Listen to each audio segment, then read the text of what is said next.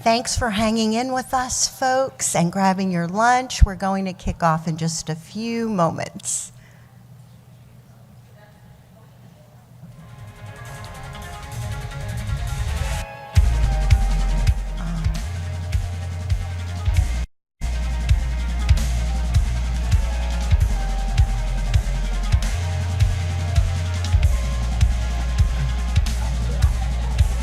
I think if you wanted to cue the video?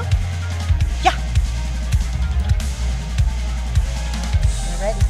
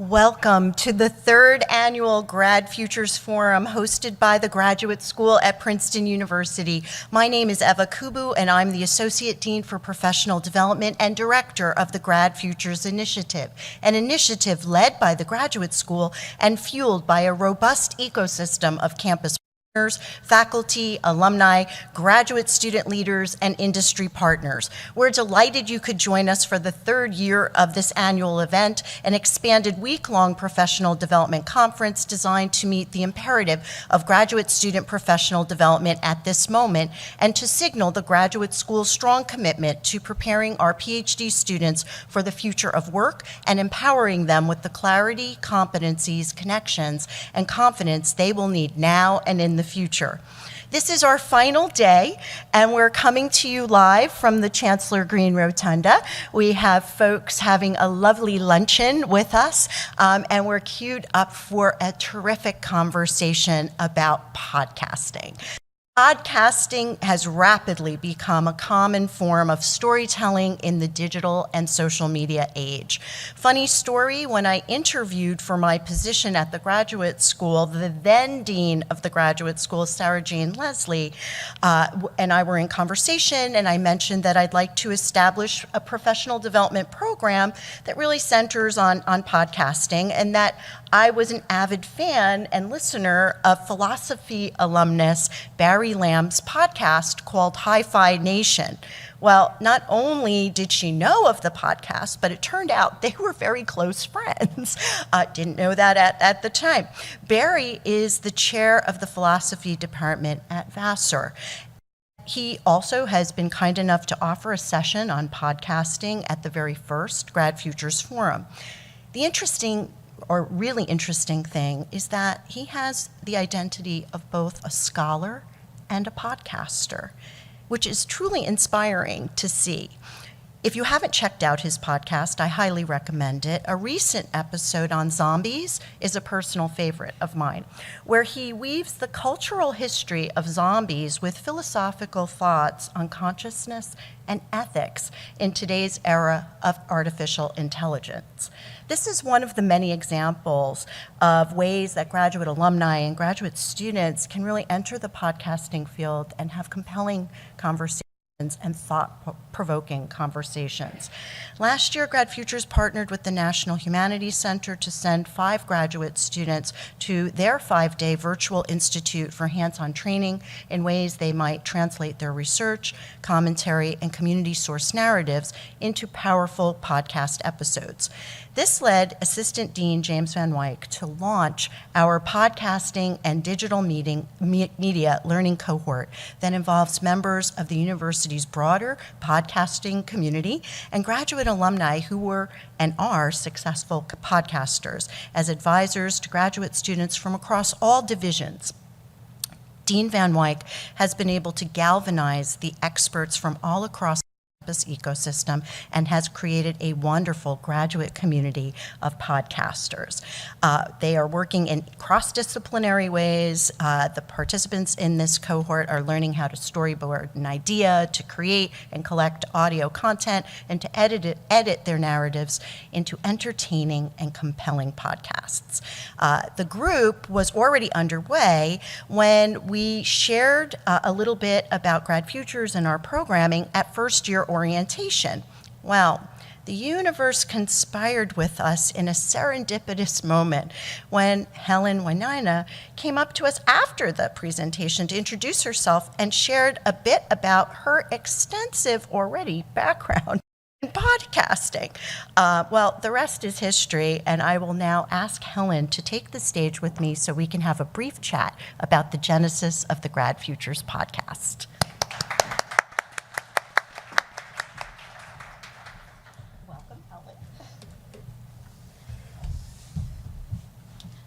Thank you, Eva. Is this on? I think so. Are we on? Yes. Wonderful. Well, thank you, Hellen. And I know you have been busy at work for the launch of the GradFUTURES podcast, but I'd like to talk a little bit with you about your previous background. You were the co-founder and executive producer of the Sewanee Review podcast. You had the opportunity to interview poets and writers whose work you then read. Can you talk a little bit about what that experience was like for you? Definitely. Just a little bit of context. The Sewanee Review is quarterly, published out of the University of the South, Sewanee, and we publish essays, short stories, poetry, and I started my work there as an editorial assistant, and there was this idea to have a podcast to sort of broadcast and give or kind of signal boost the magazine, which has a really rich history of publishing incredible emerging writers.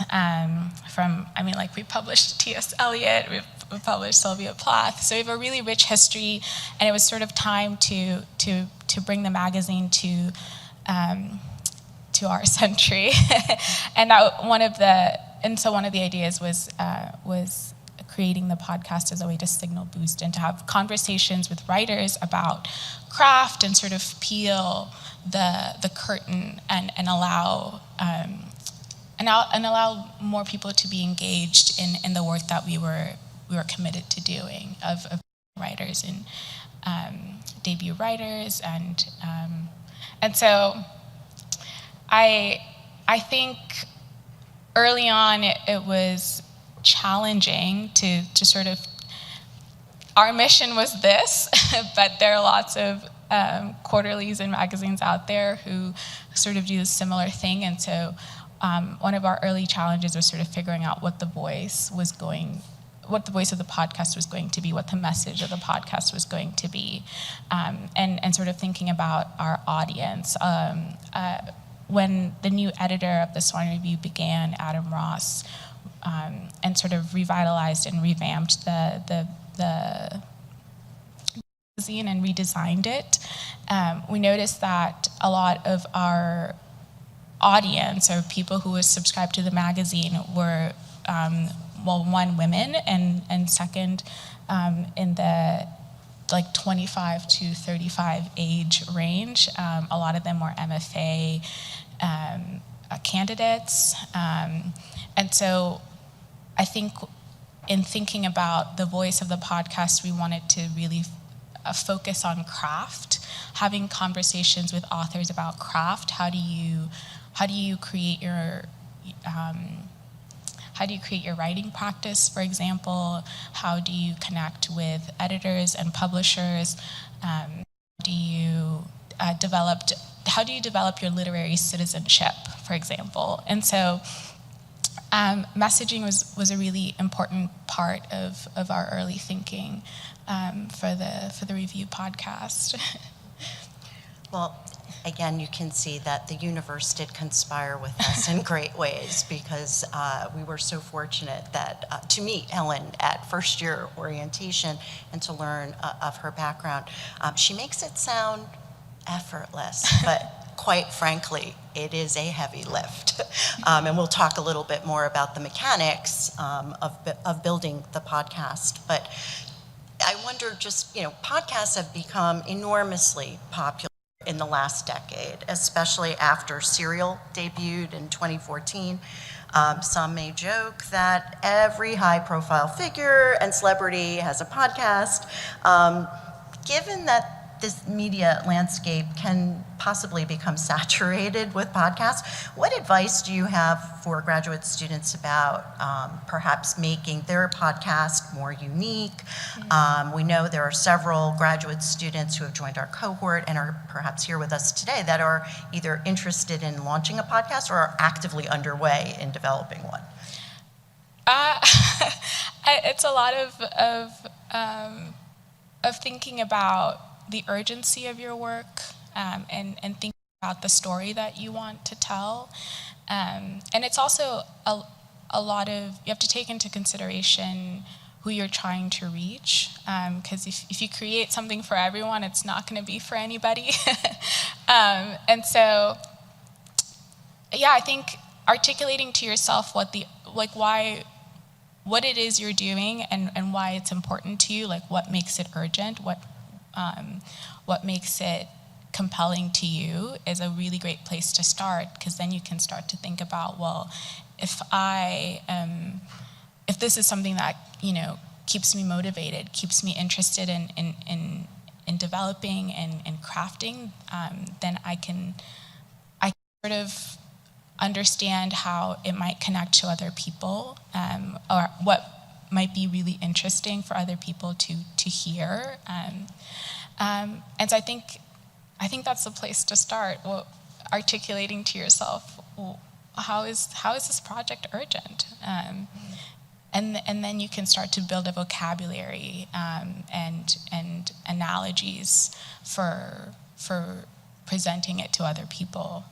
I think that's something that even with the GradFUTURES podcast that we are working on, or that I'm working on now with the help of the GradFUTURES team, is what's urgent to me about the podcast is how to broaden my thinking about my own professionalization, and how I want to present myself to the world, and the ideas that I want to advance in terms of my own writing, in terms of my own research, and to think of how that doesn't have to be within the walls of the university necessarily, or be contained within the walls of the university, and that there's a way that the work that I'm doing in my field, in my research, can be impactful in other settings, but particularly like in the public setting. And so I think that's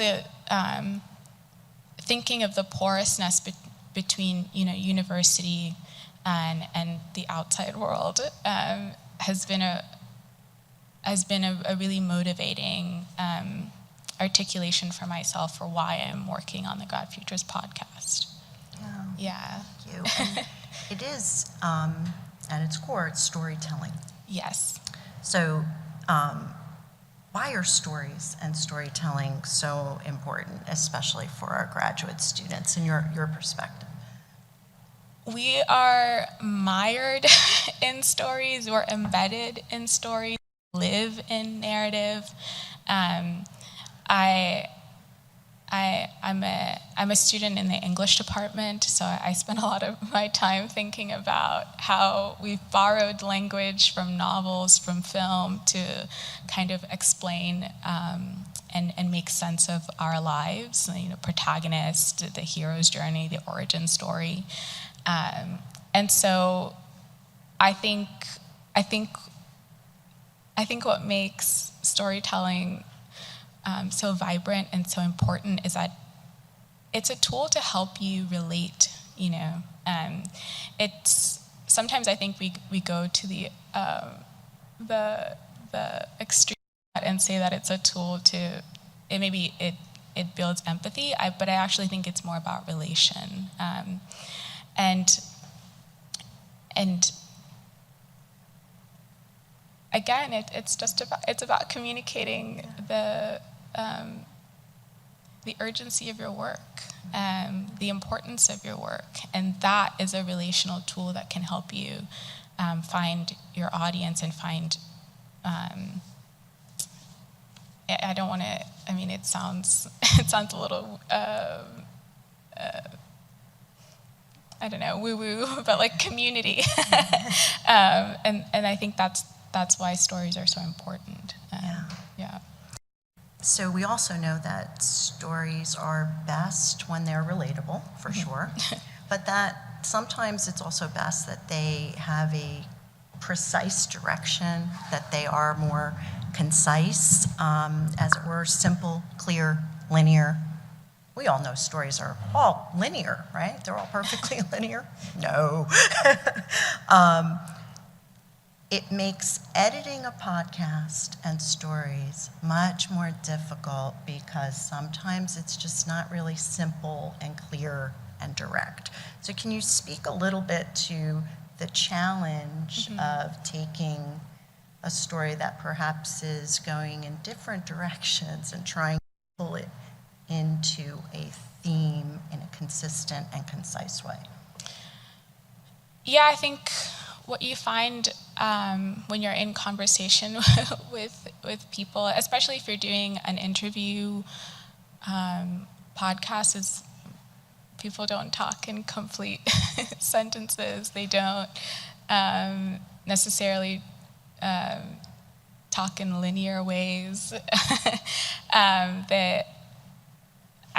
doing it now.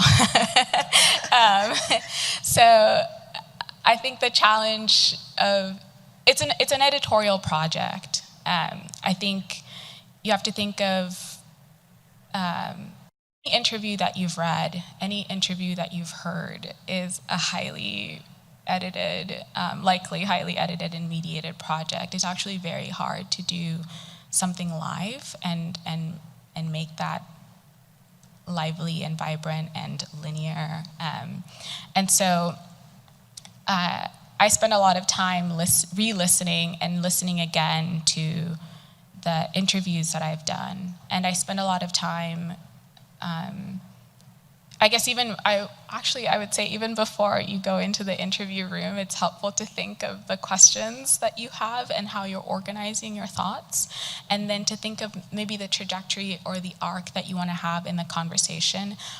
But even after that, after you've had the conversation or you've conducted the interview, you just have to think of it as an editorial project, and then to draw out the things that are most alive in the conversation. Something that we spend a lot of time thinking about and working on at the Sewanee Review on the level of, not just in terms of the podcast itself, but even in terms of the fiction that we were accepting or the essays we were accepting, was thinking about what is the most clear, what is the most vibrant, like what is the heart of this story, and beginning there and then expanding out and finding avenues to connect to the very heart of the conversation. And oftentimes what can be really helpful is to, once you've found the heart and the place that has the most lift, is is anchoring that at the very beginning and allowing things to sort of fall and cascade from that central like lift or heart of the story.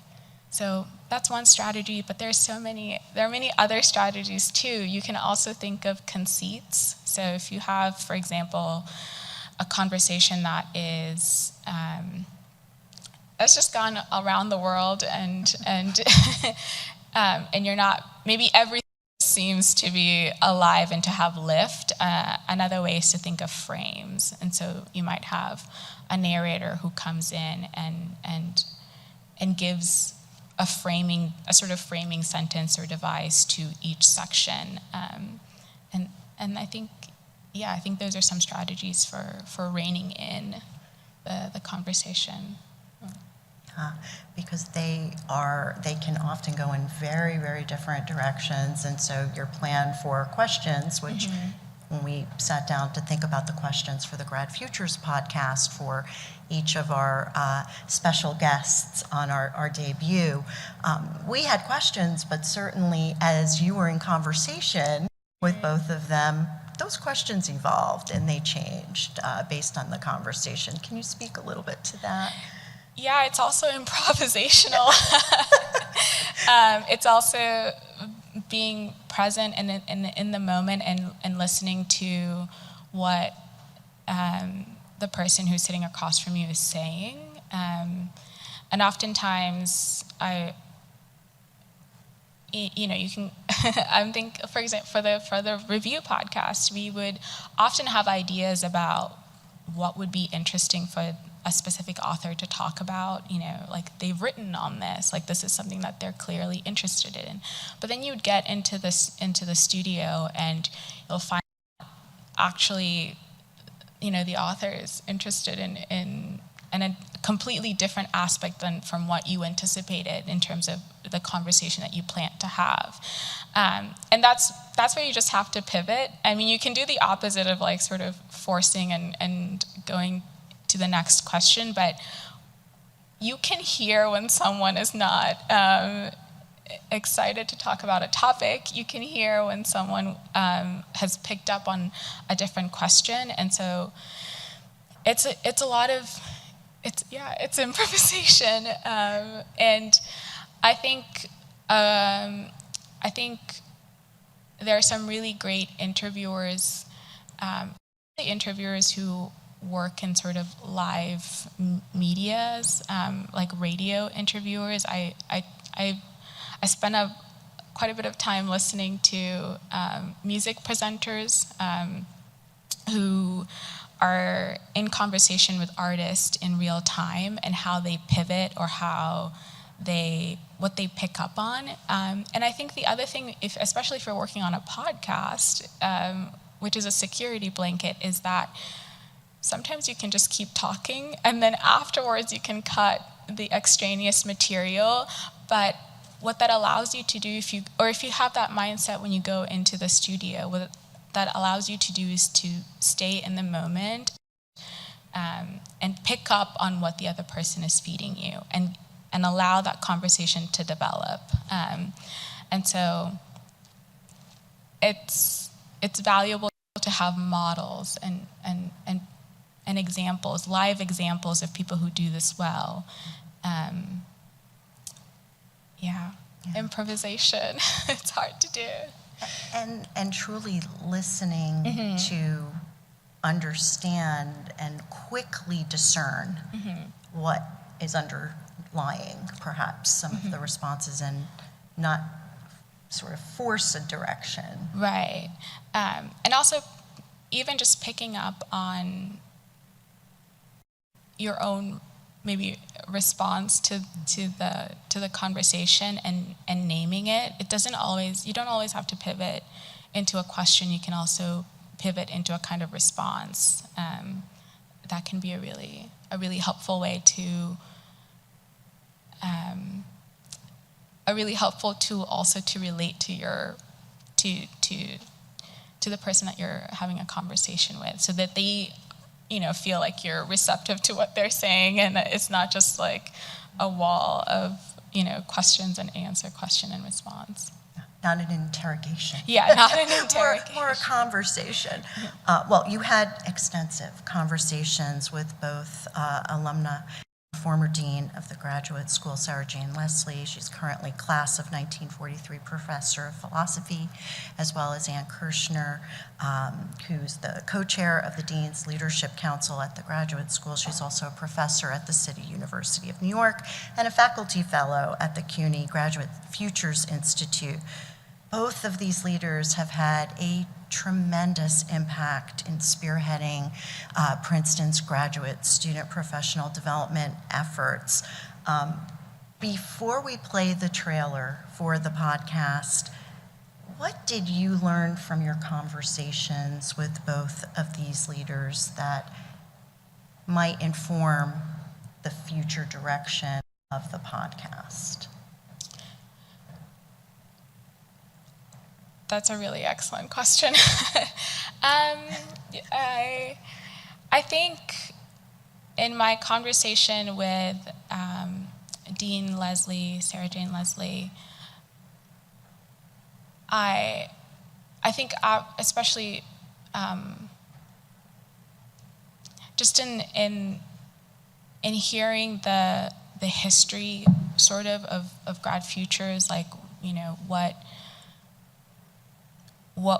was she seeing when she was stepping into the role of dean that was missing for graduate students? That was really, it gave me context for my own engagement and involvement in the program now. But also it gave me a sense of, or it confirmed what I think sometimes gets lost in our conversations about the professoriate, which is that like teaching is a profession. Our professors are engaged not just in having a persona, perhaps, in class, but also are employees of an institution, and they think about their own sort of professional engagement within the institution, and that is actually a really rich and wonderful place to engage in terms of the conversations that you can have with advisors or professors about being a professional in it, not just in your field, but out in the world. And then I think in my conversation with Ann Kirschner, it was really incredible to sort of hear about the dignity of work, and what that can mean for us as students who are going to enter, into a variety of fields in the professional sector. And so that was really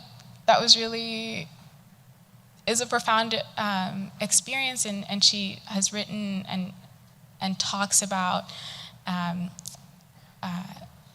her mother's time in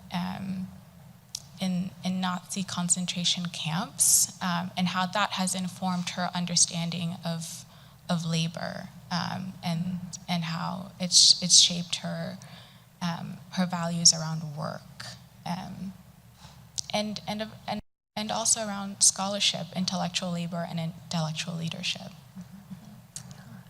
Well, I think maybe now we can just play the trailer for the podcast.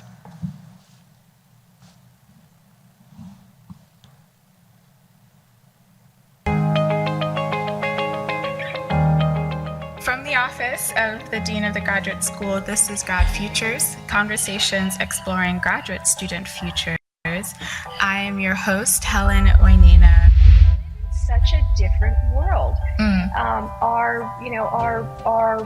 Our knowledge base is so broad, so diverse, so interesting, and the walls between the university and the outside world are getting more porous all the time. And I, for one, do not see that as a negative. I see it as a positive, because I believe in the university's power to help address society's greatest needs. Fundamentally, I do think that professional development is part of graduate education, even though it is done, of course, with the goal of professional outcomes. It's absolutely part of the educational experience that a graduate student should have, is entitled to have when they come to Princeton. Yes. I just want to say bravo, Hellen. We would not have been able to embark on this endeavor without you and your insights, your expertise. Again, truly serendipitous that a first-year graduate student is coming in already with wonderful experiences, and so many graduate students are coming in with those same wonderful, unique, lived experiences, and we want to celebrate all of those and help you along in your professional journey in ways that are meaningful as you find them meaningful. Very important aspect of what we do. Let's shift to talk a bit about the goals for the podcast now. As you and I first came into conversation, we, of course, know that podcasting is huge, and it's something that we want to make sure that all graduate students are thinking about. But we also had a particular mission in mind for the GradFUTURES podcast. One of the challenges is that there are so many stories of graduate alums and graduate students who are doing unique and amazing work, and bringing those stories to all of you has involved, for the most part, a lot of panels, a lot of keynote speakers and talk. And as we know, we're all so stretched, and you all, as graduate students, have limited time. And so we know that maybe you're not able to be at that particular event, on that particular day, at that particular time, but you would benefit and would want to hear more from that alum or speaker. So we envision the podcast as a way that we can amplify and bring more of these amazing stories from both graduate students and graduate alums about ways they are envisioning their futures and living out their future goals and directions. So that's sort of a big picture frame, more asynchronous content, more ways that you can access these wonderful stories of inspiration and practical advice, on demand. That's sort of the big picture vision. From there, Hellen, where do you see us going after the first episode drops? I really want to kind of establish, even within the podcast, a moment of reframing and an analysis too with you to sort of hear and pull out some of the themes and ideas that the podcast is engaging with. So, for example, in the conversation that I have with Ann Kirschner, we talk a little bit about the future of the professoriate and what that will look like sort of going forward, given the changes that are coming for higher education institutions. And something that she has said that really struck me was you are already starting to see that now in terms of, professors aren't just professors, they're also involved in kind of dual appointmentships. And so I'd like to unpack that with you and to sort of hear, even in our own institution, like what does that look like for professors, and what can that look like for graduate students who are currently in their programs? Like, how can you practically think about how to get yourself involved in different sort of industries? And so I would also love to engage my own department and hear from the professors that I am working with, and hopefully I'm not going to be the only voice in the podcast. I think I'm in the humanities, and so I have a kind of a bent towards the humanities, but that doesn't mean that there isn't an opportunity here to have someone who's in the sciences and has a bent in that direction, who can bring in a different base of knowledge, which can be helpful for all of us in terms of thinking of how we can prepare for our next steps. And with Grad Futures, really we're looking at two concurrent trends: the future of graduate education and the future of work. And both of those, trends, certainly we could develop a very long list of prolific speakers that we could bring to the podcast to speak about, the changes in higher education, the changes with, demographic changes, with increased access, diversity, and inclusion on our campuses. What are we looking at now in terms of new skill sets and competencies that we need, both for our students and our faculty and our staff? Trends in terms of the future of work with the digital disruption of so many industries and artificial intelligence. We certainly do not see career paths as linear. They never have been. It's very rare across different industries that you find that someone has a purely linear path. It's usually more like a squiggly line, quite frankly, but bringing those stories to life as well, I think will certainly be a goal. And we'll try to embed as much as possible data around labor market trends, data around trends that we're seeing across higher education as well, to the degree that we can, so that we're always basing our conversations in also some fact as well, as the stories that are certainly personal facts that exist. So as far as the sort of prediction for where the podcast goes next, I'd like to invite Dean James Van Wyk and as well Rebecca High, who are both, of course, instrumental in our podcasting community, to come up and take the stage with us. Yes, full applause.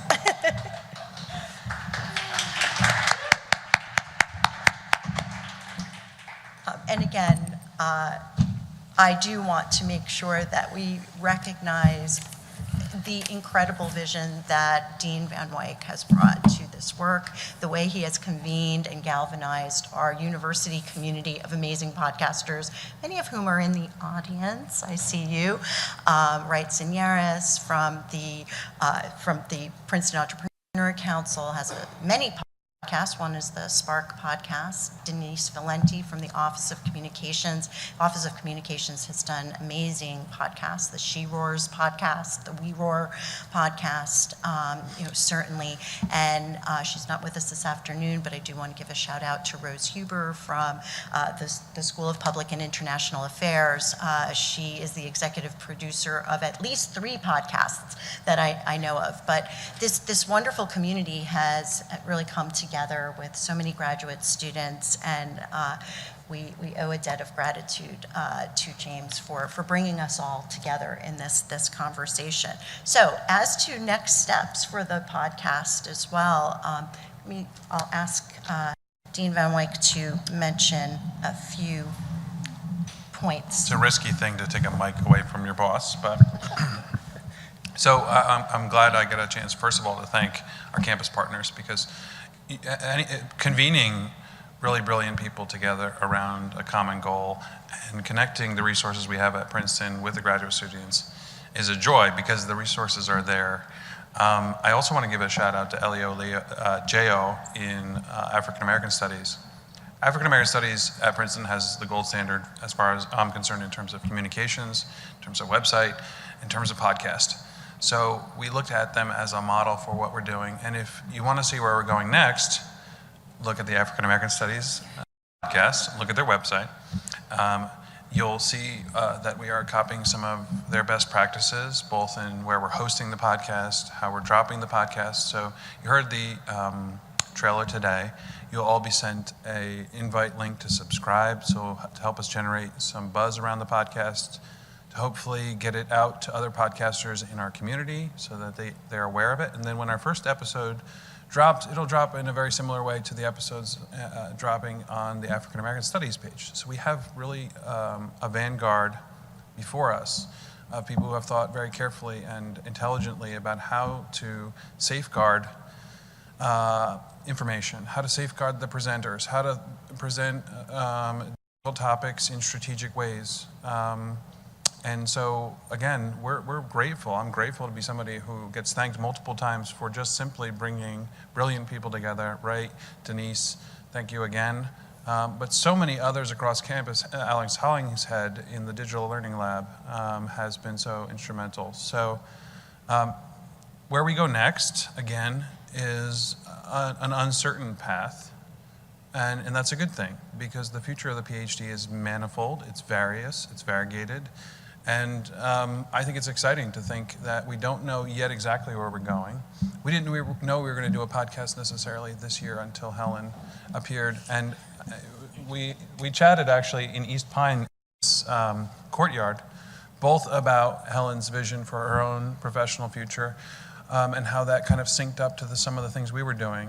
And so if you're interested in getting involved in this work, if you're at Princeton or if you're watching via live stream, we're always happy to partner. We are a lean and mean team, and we get a lot done with a lot of help from our friends. So that's what I would say about what's next.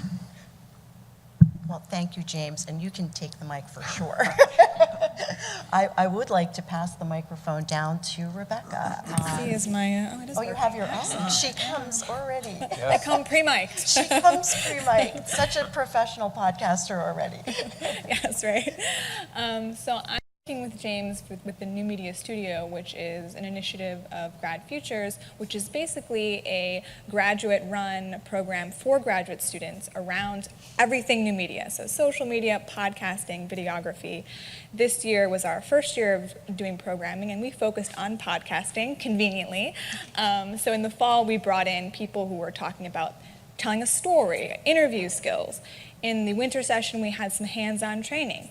And this spring, we're doing some refining, right? Talking about like the nitty-gritty of editing and how to have an academic website and to feature your podcasting on your CV. So if you're interested in learning more about that, we actually have an event on Monday at 12 p.m. in the Digital Learning Lab. It's virtually in person. We would love for you guys to attend. We have some great speakers. It's going to be a good program. Wonderful. Well, thank you, Rebecca. And I love that you gave a shout out for the program. What we also want to do with the podcast is really start to crowdsource some suggestions for future guests. So on the website, we'll also offer a space where you can bring forth suggestions for interviews. You can suggest yourself also, by the way, if you want to volunteer, and just give us, a little bit of context. And again, mapping to the vision that we have for the podcast, it is really intended to be a way to bring diverse stories and to be thinking about futures. Graduate student futures in particular. And so whether it's a graduate alum that you think has had a very interesting journey that you would like to hear more from, and you think that their story actually would be quite resonant across the graduate community, we invite you as well to share those ideas with us. James, from a sort of time frame perspective, I will just pass the mic a little bit. Maybe we'll share it. Sure, yeah. Time frame perspective, the first episode will drop in about 2 weeks. So everyone here will receive a link again to subscribe to the podcast, help us promote it. We'll have a media kit to kind of generate some initial buzz around that first episode.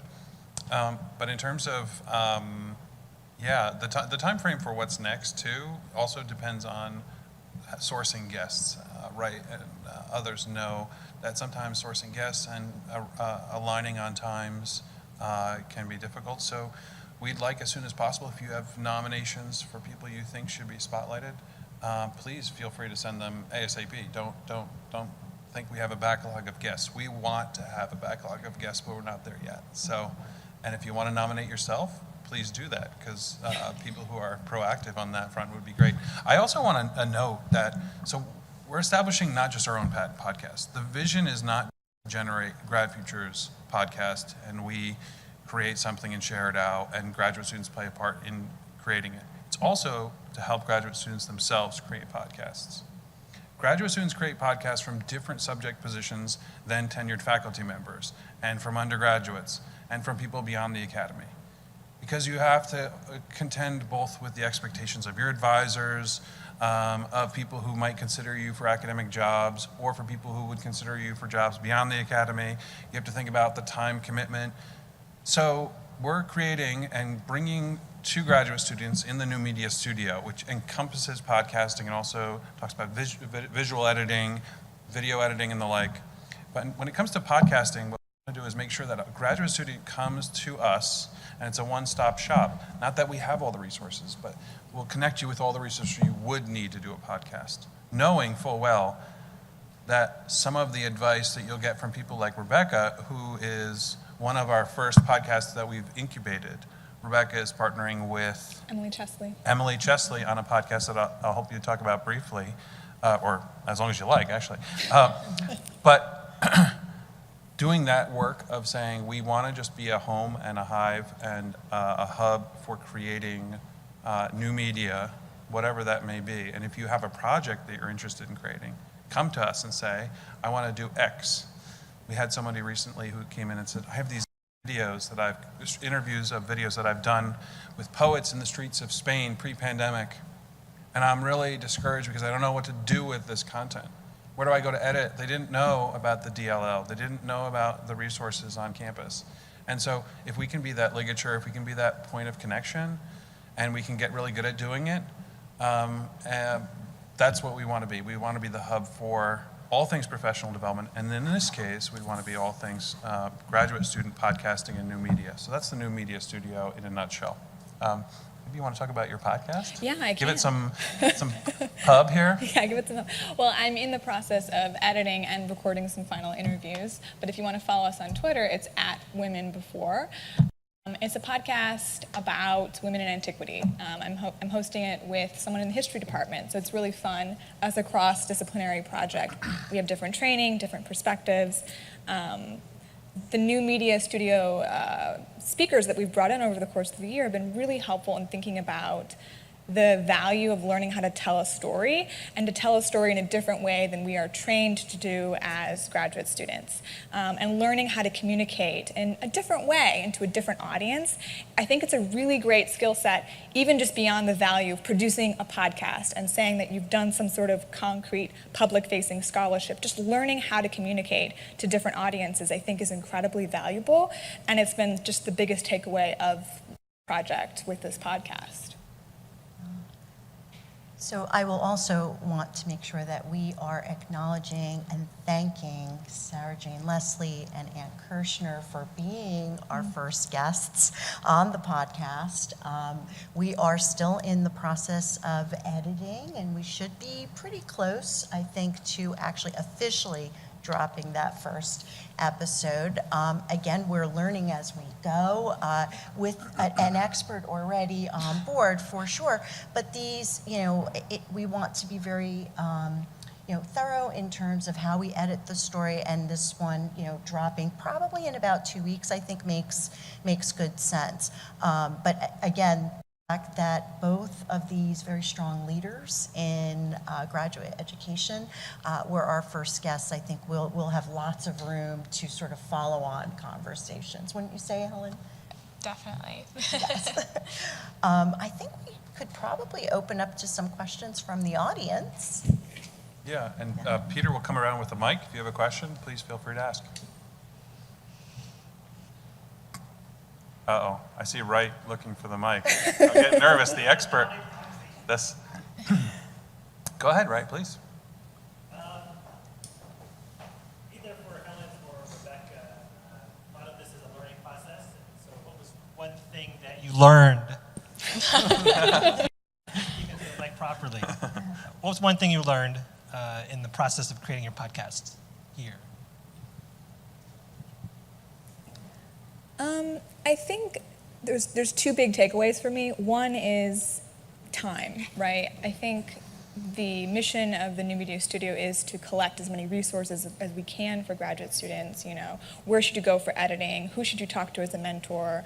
Who should you talk to about storytelling? But all that takes a lot of time, and I do think that graduate students need to sort of think, you know, very carefully about the amount of time that they have and when would be a good moment in their graduate career to do something like that. And then the other piece is just to reiterate storytelling, right? Learning how to communicate and what needs to be communicated and what doesn't. I love to talk, and dissertation is just you talking endlessly, and you can't do that when you're communicating something to a public audience, and you need to learn to distill, to give your 3-minute spiel, to distill why it matters for them and why they should care, and I think that that's really been a huge takeaway, just retooling how I think about communication. I think I came in, you know, obviously very interested in articulating the urgency for my own work and developing that voice. I think what's been challenging for me this time around is taking on the role of host. At the review, I did conduct interviews, but I also played a much bigger role as a producer, sort of in the background. So I think learning how to trust my own voice, learning how to use my voice is that's where I am currently, and I'm excited to see how it goes, and I'm really excited to see, you know, where I'll be in 6 months or even a year. Yeah.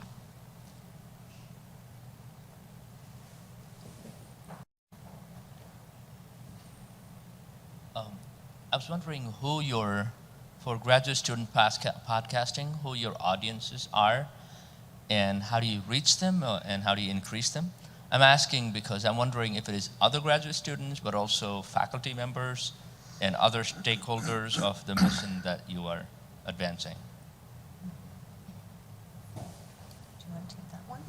Sure. So Peter Doherty at the Princeton University Press once told me, if you aim for everybody, you don't get anybody. So we have target audiences. First and foremost, those audiences include our graduate students and graduate alumni, recent and not so recent. But of course, it also includes those who work with, support, partner with, collaborate with, hire, inspire, mentor our graduate students. So the audiences are many and varied and manifold, but it begins and ends with our graduate students. They're the focus of all we do. Everything we do at graduate students is for graduate students, which at Princeton is a central goal of the graduate school, of GradFUTURES. So graduate students are the first and foremost primary audience. But that said, graduate students are in community with so many other people. And so if we can connect with a DGS, a Director of Graduate Studies, or a department chair, or a faculty a mentor who can hear something on their morning commute, or jog, or on their treadmill, we're very excited to think about this as not exclusively content for graduate students, although that is our primary audience. So it's a little bit of a cop-out to say everyone, but I think it's more, it begins with graduate students and it moves outward from there in concentric circles, kind of like throwing a rock in a pond. And I will just add to that to say that the GradFUTURES initiative, one of our primary pillars of our strategy is to mobilize the entire campus community and to create an ecosystem of support. So it does mean that some of those members of the ecosystem may be the voices that we feature on the podcast. their advice, their stories needs to connect specifically with the graduate students in a way that they will find inspirational, informative, and truly helps to give them some concrete next steps as they're thinking about their futures.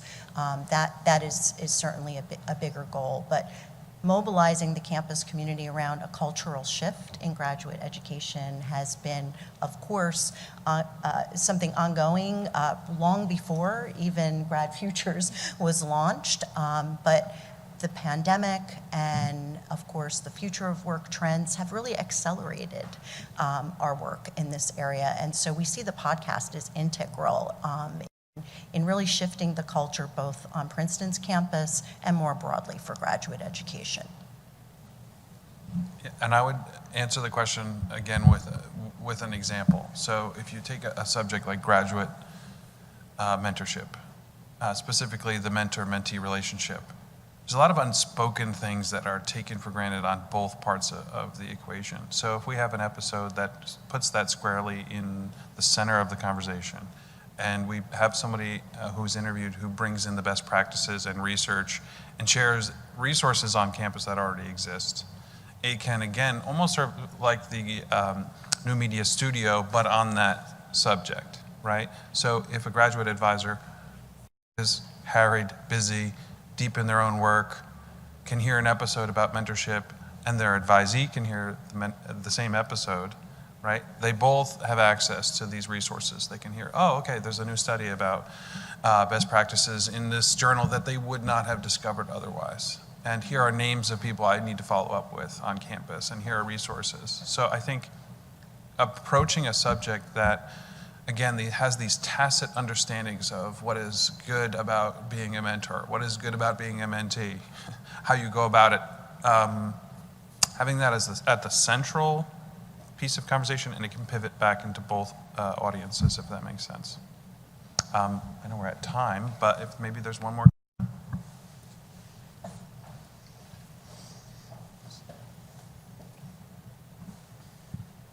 I just wanted to congratulate you first on your wonderful work in this area. I think it's really important for graduate students, and it's just wonderful to see this flourishing. I guess my question is maybe for Rebecca, but possibly for everybody. What skills are you finding at this juncture that are most useful for graduate students, and how far do you feel like they need to wade into communications to be effective for their own needs? I think learning when is enough, how much of social media, and putting yourself out there, creating a public persona, because it takes time, building a website. How much time do you spend on Twitter? How much thought do you put into talking about some archaeological dig or whatever it is? And thinking about what is the most valuable use of my time in a social space, and which mediums are the best for what I do, because it might be LinkedIn for one, it might be Twitter for somebody else, it might be some completely different medium. And sort of figuring out what the sweet spot is for what you do, and then how much time and how much of your energy should be devoted to that thing, I think is really how I would answer. And as far as the sort of cross-cutting nature of communications and the relevance of both public speaking skills, these are fundamental, of course, but for all 8 of the core competencies in our model, communications sort of is the thread that sort of weaves through all of it. So everything from research and data analysis, knowing how to really create a narrative around the data, create visuals that are impactful and that people can really understand the relevance of your data. So communications is really a thread here, and podcasting is but one sort of medium.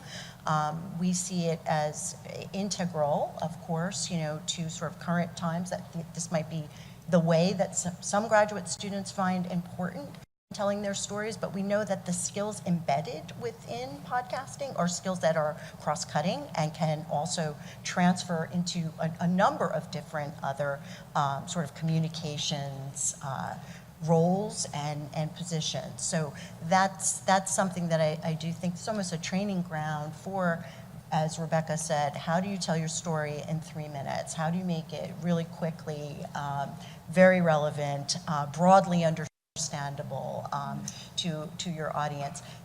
That's a skill that I think will have multiple benefits, whether you go on to become a podcaster or not. The only thing I would add to that is collaboration. So collaboration is key, and graduate students are really excited about doing a project and then believe they have to do all the things to do the project.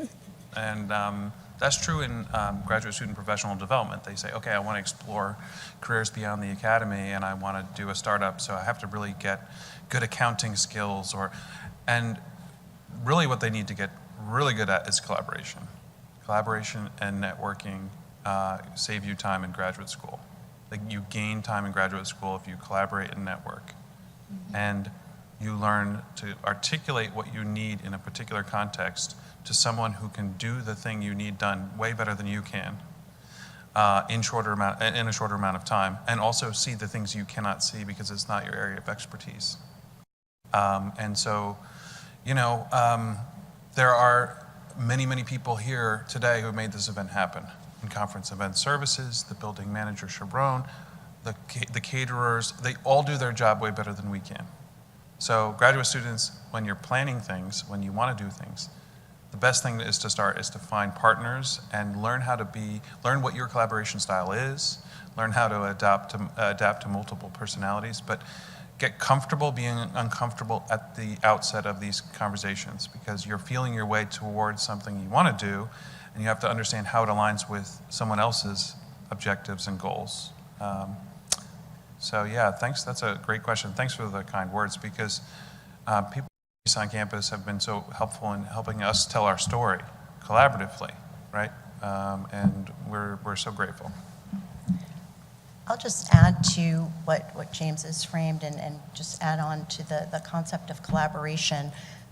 Professional development at Princeton is inclusive, it's integrative, it is based on a campus-wide ecosystem that really is propelled by that collaboration. We cannot, at the graduate school, do all things professional development for all students. It would be impossible.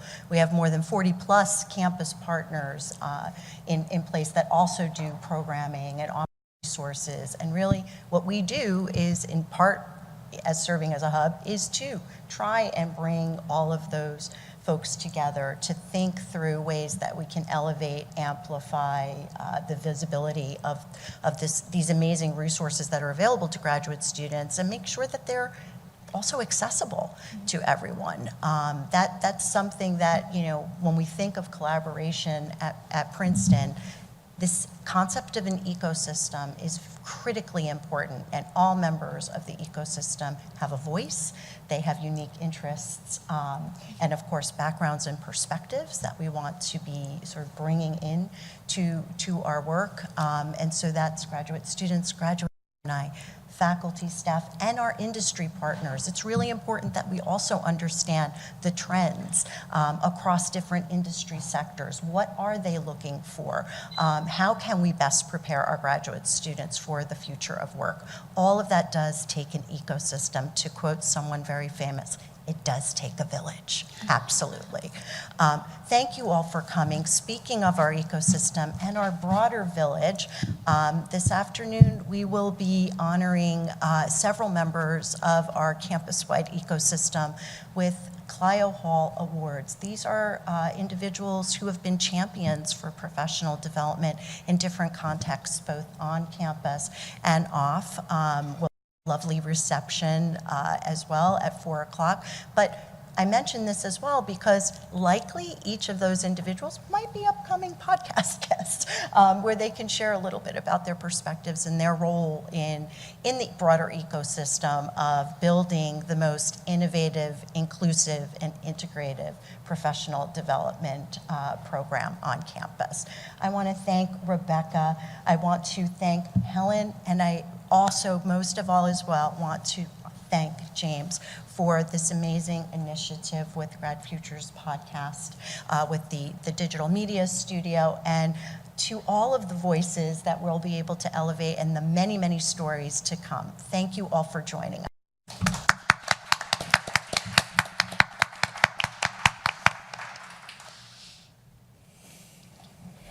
And you, Joe Bai, just submitted our first nomination for a podcast guest. So thank you, Joe Bai. A 2021 Clio Hall Award winner, showing why he won the Clio Hall Award in real time, texting me the name of a nominee. Nice job, you, Joe. Thank you, everyone.